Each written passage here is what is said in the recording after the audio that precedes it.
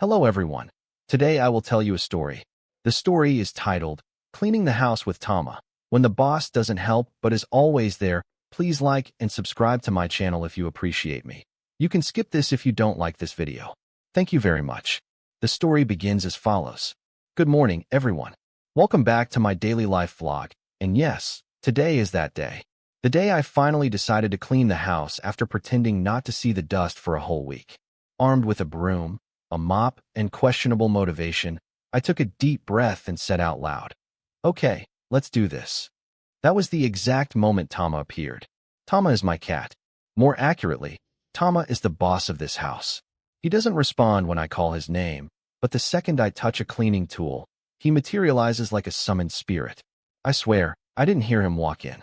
1 second the room was empty. The next second Tama was sitting in the middle of the floor, tail wrapped neatly around his paws, staring at me. Not helping, just watching. As I started moving chairs and picking up random items, Tama followed me with his eyes like a security camera. When I swept the floor, he sat directly in the path of the broom. When I stopped, he stopped. When I moved again, he repositioned himself. Always nearby, always in the way, never useful. I talked to him like he was my vlog audience. "So, Tama," I said, "are you going to help?" He blinked slowly. That was his answer. I tried cleaning the living room first. Every time I bent down to wipe something, Tama leaned in to sniff it. Every time I stacked things neatly, Tama inspected them and knocked one item over. Gently, thoughtfully, like an artist questioning my choices. He wasn't helping, but somehow, the house didn't feel empty anymore. As the cleaning continued, I noticed something interesting. Tama followed me everywhere. Kitchen. He sat on the fridge mat. Bedroom. He claimed the bed I had just made. Bathroom. He waited outside the door like a loyal but judgmental guard. Still no help. Not even emotional labor. When I vacuumed, Tama didn't run away like most cats. Instead, he sat at a safe distance, watching intensely, ears slightly tilted back. His face said, "I don't approve, but I'll allow it." At one point, I sat on the floor, exhausted, surrounded by cleaning supplies. Tama immediately walked over and sat next to me. Not on my lap, not touching, just close enough to be felt. I sighed. "You know," I said, "you could at least pretend to help." Tama yawned. That was when I realized something. Tama wasn't here to clean. He was here to accompany. He followed my rhythm. When I slowed down, he relaxed. When I stood up, he stood too. When I moved to another room, he came along, quietly, consistently.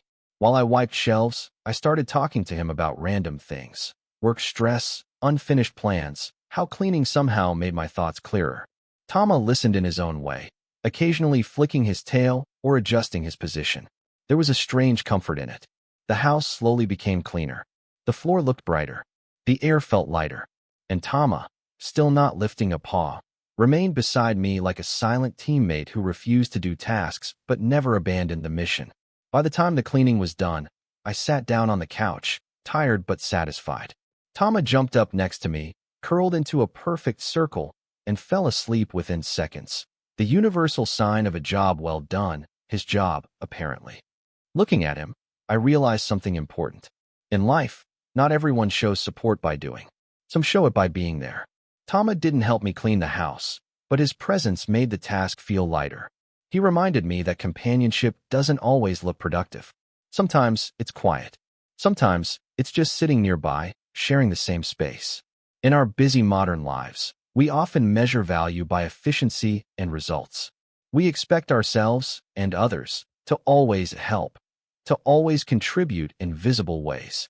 But Tama taught me that emotional support doesn't need instructions or effort. It just needs consistency. From this small moment, I learned a few things we can apply to daily life. Don't underestimate silent support, from others or from yourself. Allow people to care in their own way. Slow down and notice who stays with you, even when there's nothing to gain. Sometimes, being present is already enough.